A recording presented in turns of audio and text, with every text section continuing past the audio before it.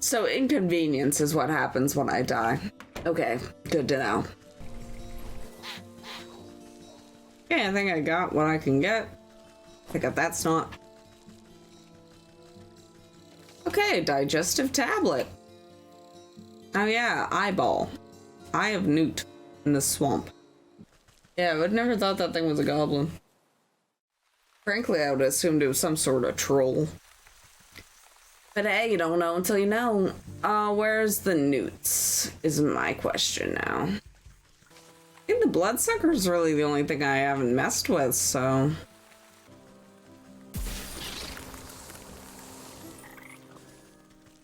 This gives you blood. Great. Sure. Like, what did I really expect, to be honest? Guess we could just collect resources around here until we find them. Oh. Hi. Oh. Nice to see ya. Would you like meat on a stick, buddy? Here. There you go. Come on. You'll like it. I swear. Totally not gonna steal your meats and your eyeballs. Okay, digestive tablets. Great. Let's give this to the Frogger. Frog rolls his eyes around and as if daring you to try something. Wrap a juicy looking grub around the medicinal tablets and offer it to the Frog King. Your Majesty, I really must find you at whereabouts of that gentleman. Perhaps a small tribute to persuade you to loosen your tongue. The frog gulps down the tantalizing meal without a thought. Ah, delectable gift. Thank you.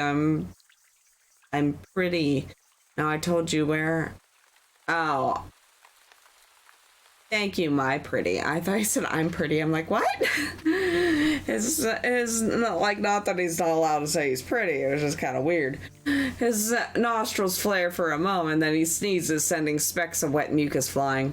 The frog's throat suddenly expands, filling with gas. The belch that erupts from his lips resonates so loudly that the entire swamp ceases its buzzing. You avert your eyes with the noise and smell of frog's explosive eruption almost knock you off your feet. Great Glinda's ghost, what a stench. The frog wobbles on its legs, looking thoroughly emptied. It teeters before rolling his huge body back into the swamp with a thunderous splash. You spot the slippery body of the husband floating in the bog water. Luckily, he seems to be missing some bits and pieces, so he should fold up quite nicely. Stuff him in your satchel. Okay. Disturbing, but okay.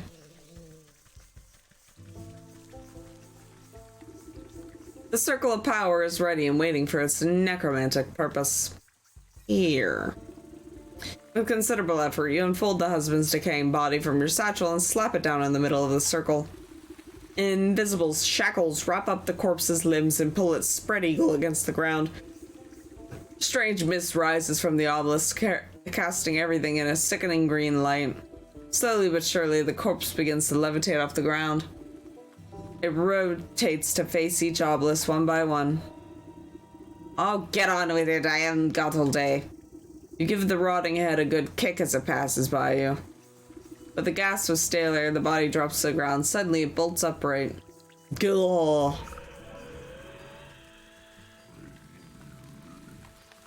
This man doesn't look short. Hello there. You caused me a lot of trouble. You know that?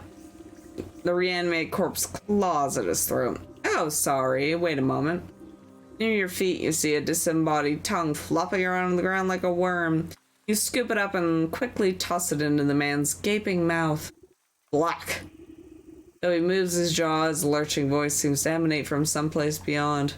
Murderer! What? I am not. You were quite dead when I found you. No, Leech murdered me. He clutches his hollow chest and is trying to feel his desperate beating. Give me plague, drained my blood. Leech murdered others. He swings his limbs, arms towards the body-filled bog. I knew there was some awful stink about that sick house. What sort of doctor infects her own patients? Check her office. Fine. Poof. Don't worry, I'll make sure the parasite gets what's coming to her. But you should head back home. Your wife is worried half to death about you. He turns and looks longingly over his shoulder. You can hear his vertebrae popping. Yes, I late. As he scrambles into choking mist, he gives you a crooked nod of thanks. Well, I kind of want to see him and his wife get back together, even if he is a corpse. So I'm gonna go check on them. How you two doing? Thank you, sister. He's good as new, okay? Love wife. Aww. I'm glad. That's cute. I love my husband past death as well.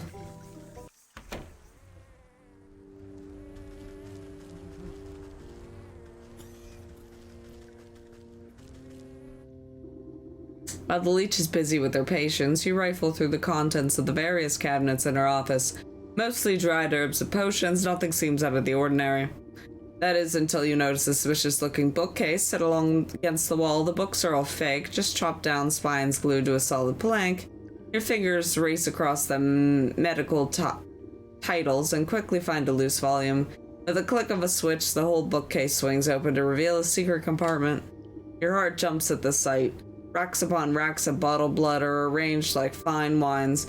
Each vessel meticulously catalogs the name, description, and age of its source. It looks like that thirsty slug's been sapping the living for years. Slapping the living. On a nearby table, you spy a decanter half filled with a ruby red liquid. You wonder whose blood it contains. The dash of salt would remind that slimy worm that there's worse things out there than bloodsuckers. This wine was just waiting to be salted. Salt the Leech's wine. Okay, I need this. Okay. So I need this. And then I can craft that. So, salt the Leech's wine. Spritz. You sprinkle a generous amount of embalming salts covered from the graves of the Leech's victims into the decanter. As the salt dissolves into the bloody cocktail, you hear the telltale squealing of a good doctor's approach. What are you doing? Can't you see that is my private office? I already helped you enough, so there's no reason for you ought to be here. She hastily scuffles you out of the room. Now get out. This place is only for the sick. You're certainly right about that. You just walk out of sight before doubling back to hide behind a withered get-well bouquet. You peer at the vexed Leech as she slithers around her office, checking every cabinet and locker for tampering. She mutters something expletive about noisy old women. Nosy women. Satisfied, she sighs with relief and reaches to pour herself a glass from the tainted decanter. That addition of black fever adds certain nutty quality. Maybe it'll pair well with the infusion of peat moss palsy in the next batch. Ugh. It's like making fine wine from people's blood. She takes a sip, waiting for a moment before throwing your head back and guzzling it all down. Lovely. Sharp flavor, full body too. Suddenly, the Leech snaps her attention. Her limbs dart out, writhing with uncontrollable gestures. She stabilizes herself against the table as sweat pools on her brow.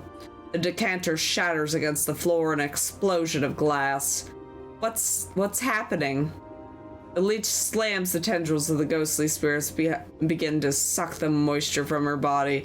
You watch she dwindles in size, shrinking like some sort of horrible raisin.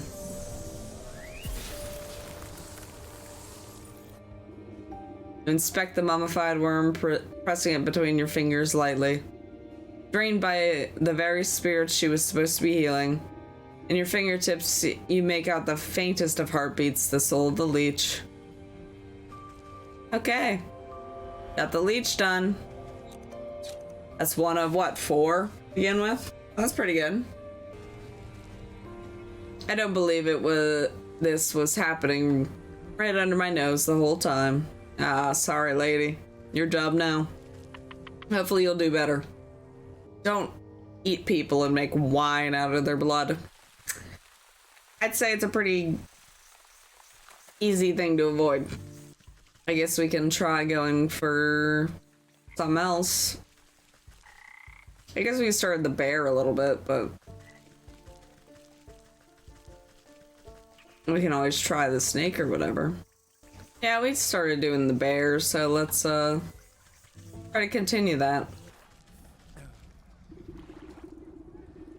The phonetic-looking officer shouts hurried orders at whoever will listen, but most of the camp soldiers are busy cowering and knocked out cold. Man the gates, you over there, secure the perimeter. We just need to hold out a little longer. Sir, we're running out of men. What is that damn shipment of honey? You step over to an unconscious footman to address the man in charge. I might be able to answer that question.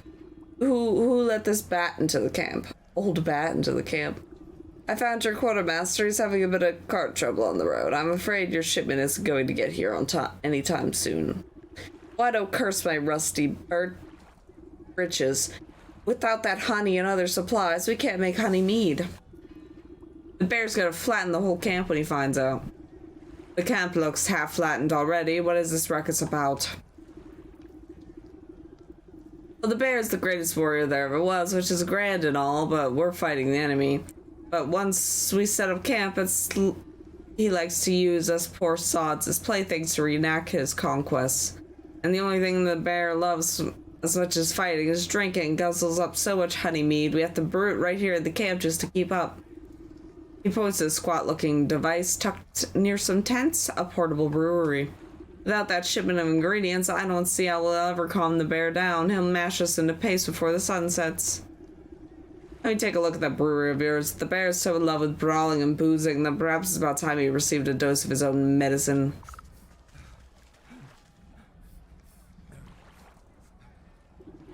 Inspect the brass contraption, a tank here, a hopper there. A bitter smell of alcohol is infused into the well-worn metal.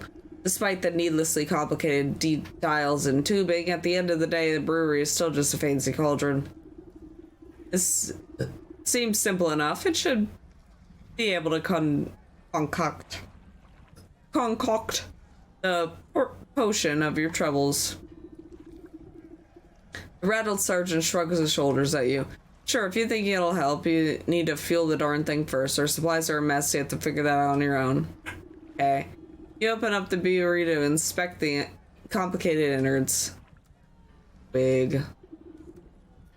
You snap kindling to pieces scattered in the bottom compartment of the brewery. You should be fueled enough for the job.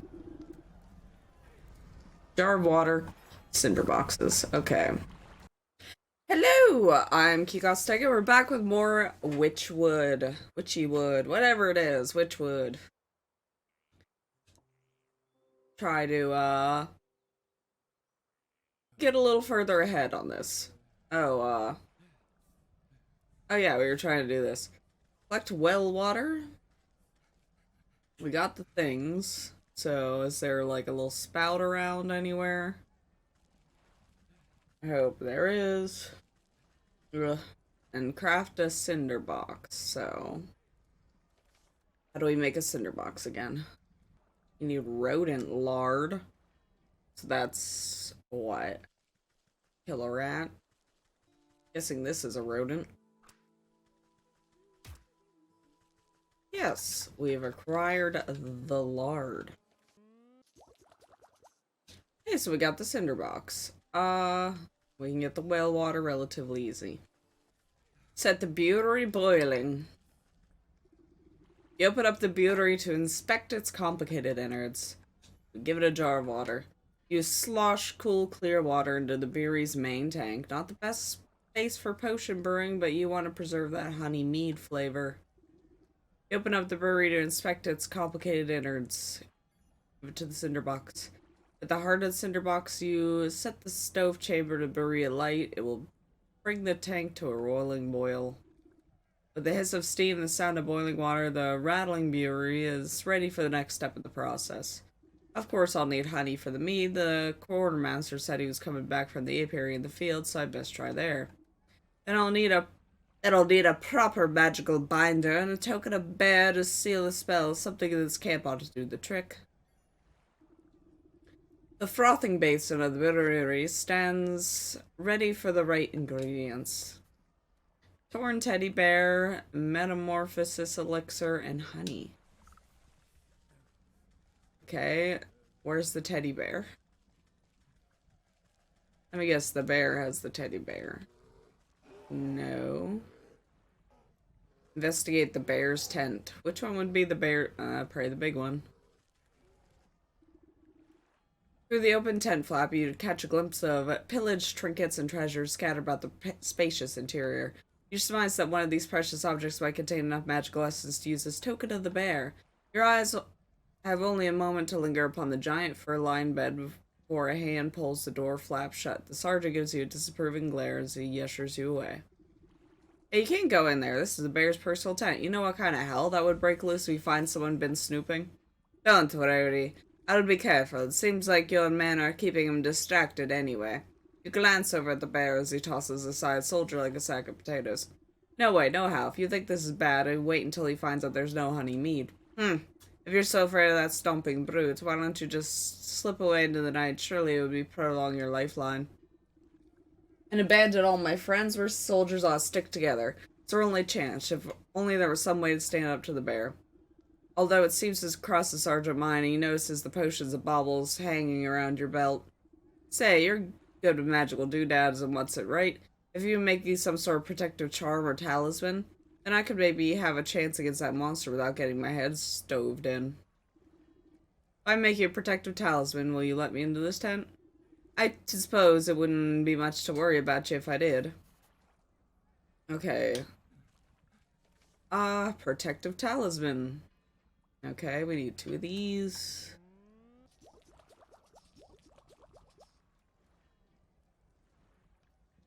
Ink.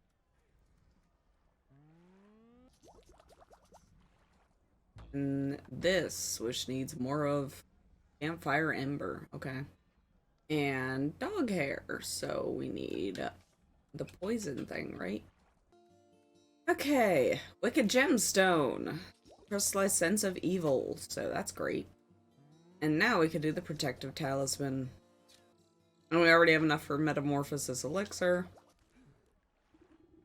If I make you protective talisman, will you let me into this tent? Here you go. Here, this ought to shield you from harm for a time. He grins nervously and puts the charm around his neck and then clabbers himself in the face with his own fist. Wow, you weren't kidding. I thought this was nowhere near the kind of punishment the bear can dish out. I better find some more stuff to test out with and give the bear a piece of my mind. He stumbles off into the camp to find another object to try it against his newfound protection, leaving the bear's tent unattended. You fool! I'll end up using the whole thing up before, what do you call it? The talisman runs out or whatever.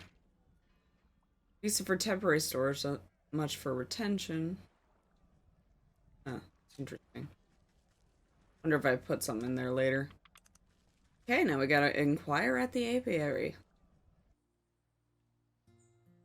Okay, we're arriving at the apiary.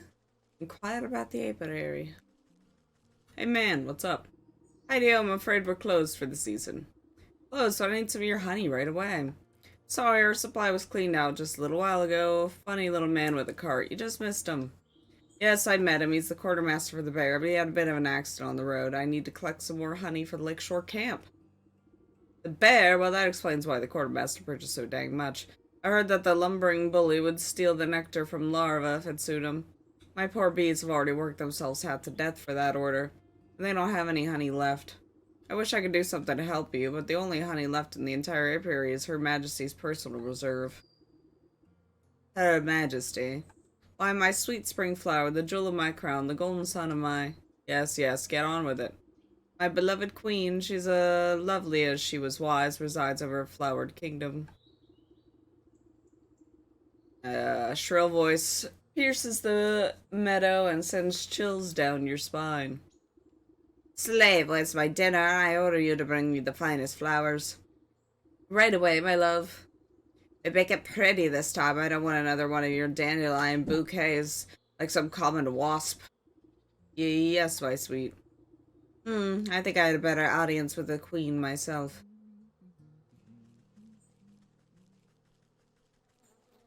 These bees don't like me. Hi. The regal insect looks down at her curled nosy scornfully. That foul beekeeper is supposed to stop the rabble from trampling my delicate garden. Good help is so hard to find, isn't it? And I suppose you've come to lend a hand? No, I don't think so. What do you want, little beetle? You seem to be a very busy woman. I don't want to waste your time. I need honey, your best honey.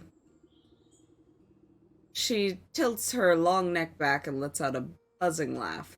Ha, do you think I'd simply give you my carefully cultivated riches just to any commoner? Do you have any idea how much time and energy is spent managing this colony? Everyone always wants something when no one ever wants to work for it. In the rustle of petals, the beekeeper comes running over, holding a assortment of beautiful prairie flowers. My darling sweet offer, I offer you the finest meadow flowers. I hope you're finding these to your liking. This is marigold, you wax-brained fool. You know I despise the stuff. How many times must I repeat myself? Get out of my sight, all of you. My love, I've wronged you. Let me try again. You follow the beekeeper a short distance away while he busies himself picking more flowers. She seems to be in a foul mood. Does she always treat you like this? Well, yes, but really usually it's my own fault. Sometimes when she really gets her venom up, a bit of smoke and soothing herbs calms her right down. Smoke, you say? I'm not sure I can come up with something to even out her mood. Royal incense recipe. Okay, we have the smoke bomb already. Good. I would like this. Convenience. And we need well water. Go figure. Please tell me you have a pump, man. I just need a pump. Give me a pump. First, you don't have a pump, but I will take that. Pump. Yay, pump. Squeeze the chickens for some eggs while I'm here, because you never know. Soporific potion. And the royal incense. Let's see what will calm our nerves.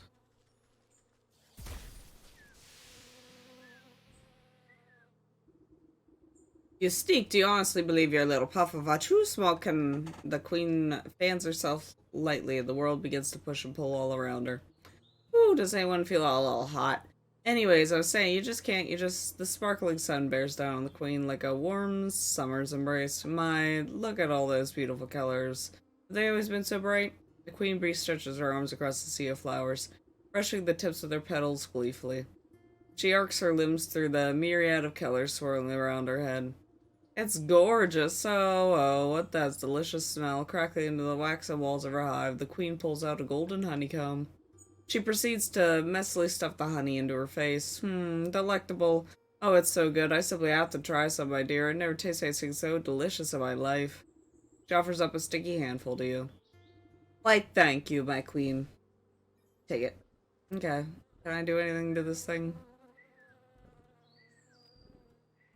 No.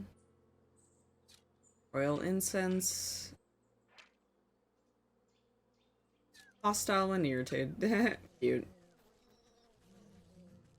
Okay, we got honey. We got the bear. We got the elixir. We should be, good to run to the next step. And see where this is going. Okay, we're back here. We should be able to brew the mead or the potion or whatever now. Whatever we're trying to do. The frothing basin in a brewery stands ready for the right ingredients. Honey. You squeeze this honeycomb with your bare hands. Thick, rich honey slowly oozes the brewery's tank. For sweet, too sweet for your taste, but then the potion is not for you. Frothing basin of the brewery stands ready for the right ingredients. The elixir. You ladle a good portion of the writhing tar-like substance in the brewery. To be safe, you add a little bit more just for texture. The frothing base of the brewery stands ready for the right ingredients. And a teddy bear. You pause before dropping the tattered plaything into the brewery. A glint of its button eye reminds you of something, but the thought soon evaporates from your mind. Okay, strange that they would point that out. You overturn your palm and the stuffed bear splashes down into the concoction. It floats sadly for a moment before becoming waterlogged and disappearing under the surface. With the addition of the final ingredient, the brewing equipment is sealed and ready to work. Steam hisses from the rivets and its swollen metal belly clanks and rattles. Before long, the waggling fingers of the gauges and dials settle down, indicating that the brew is complete. You give a quick sniff test to recoil at the stinkingly sweet vapors. You push an empty wooden keg under the contraption's spigot, and crank the release valve. The brewery strains under the pressure and fills the keg with chunky, oozing fluid. Ew. This may not be the finest honey mead around, but hopefully that great Ragan Galut won't stop to notice the difference. Take the keg. Give the bears honey mead. Or was I? Oh right, I pulled my sword out from the thing. Oh yeah. So I just gotta pour. Oh, Captain, I brought you more honey mead. The bear swipes with the tankard with his massive paw and tosses the contents of his slavering maw without hesitation. He licks his chops, savoring the particular flavor. With a sudden jerk, he bears down on you with suspicion. Say, that tastes kind of funny. What did you do, soldier? It's a new recipe. I thought you might enjoy something with a little more sting in it. Ah, you know what? I hate new things. I'll teach you to mess with my favorite brew. You, hayseed. It bears upon you with frightening speed. He raises a huge mace in his paw skyward and you brace for the impact. With an equal measure of speed, the sergeant leaps between the crashing mace and your head. You peer through your fingers as a great clang responds through the camp. The bear roars furiously and his blow is magically repelled from the sergeant's talisman. The mace goes spinning out of his paw and falls in the lake with a great splash. He gasps, dumbfounded as the sergeant stands before him, completely unharmed. That'll teach you to pick on us, you big oaf. This has been a long time coming. The sergeant wags his finger at the bear. Who do you think you are, huh? You think you are so big and tough with your fancy feather hat and your big honkin' club? Well, look at you now. The camp soldier gathered to witness in stunned awe. Miraculously, the bear seems to shrink in the face of the sergeant's onslaught. If it was up to me, you'd be dishonorably discharged for disorderly conduct. You're a disgrace to the uniform and no captain of mine. With fear welling in his eyes, the bear shrinks and shrinks until he's reduced to the size of a small cat. And another thing. What's happening? In place of the bear's drunken grimace is stitched a smile of a doll's grin.